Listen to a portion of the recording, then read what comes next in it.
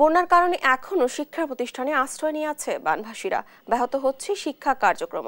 এ নিয়ে আলোচনাতে নোয়াখালী থেকে সরাসরি যুক্ত হচ্ছেন সহকর্মী মাওলা সুজন। সুজন, পুনর্বাসন কার্যক্রম সম্পর্কে আমাদের জানাবেন, আরো একটি বিষয় জানাবেন, বানভাসীরা কি বলছে? ডানা বলছিলাম বন্যা পরবর্তী পরিস্থিতির কথা নোয়াখালীতে। তো আমি এখন দাঁড়িয়ে আছি নোয়াখালী বেগমগঞ্জ উপজেলার একলাশপীর ইউনিয়নের একটি আশ্রয় কেন্দ্রে। তো আপনি নিশ্চয়ই আমার পিছনে দেখতে পাচ্ছেন যে এই আশ্রয় কেন্দ্রে এখনো অনেক মানুষ এখানে রয়েছেন। তারা নানাবিধ সমস্যার কারণে তাদের বাড়িতে যেতে পারছেন না। কারণ হিসেবে তারা জানিয়েছেন যে তারা বাড়িতে যাওয়ার মতো পরিবেশ এখনো সৃষ্টি হয়নি। ঘরের ভিতর থেকে পানি নামলেও কিন্তু তাদের উঠানে এখনো পর্যাপ্ত পানি রয়েছে, যা বাড়িতে ঢুকার মতো যথার্থ নয়। একই সাথে তারা আরো জানিয়েছেন যে ঘরের ভিতরে যে তাদের যে আসবাবপত্র রয়েছিল সেগুলো পানিতে নষ্ট হয়ে গেছে।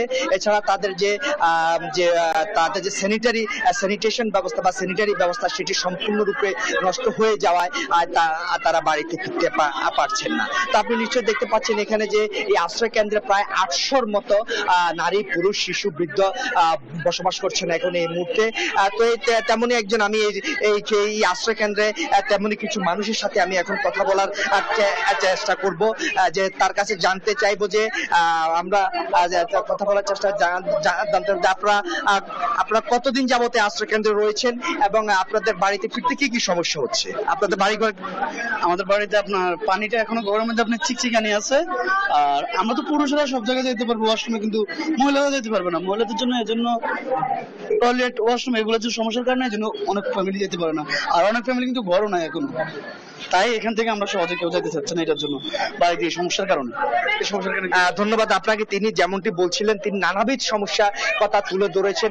পরিবেশ সৃষ্টি না হওয়ায় একই সাথে যে তাদের বাড়ির যে পানিতে ভীষণ সমস্যা হয় বা নানা সংকট দেখা দেয়, তারা বাড়িতে ফিরছেন না। একই সাথে তারা একটু আশঙ্কা প্রকাশ করেছেন যে এই মুহূর্তে যদি তারা বাড়িতে ফিরে যান তাহলে তারা অনেকটা খাদ্য সংকটে ভুগবেন, অথবা নানাবিধ যে একটা পানিবাহিত রোগ রয়েছে সেগুলোটা তারা আক্রান্ত হতে পারেন বলে তারা জানিয়েছেন। এ হচ্ছে নোয়াখালী থেকে বন্যা পরিস্থিতি নিয়ে আমার কাছে সর্বশেষ ডানা।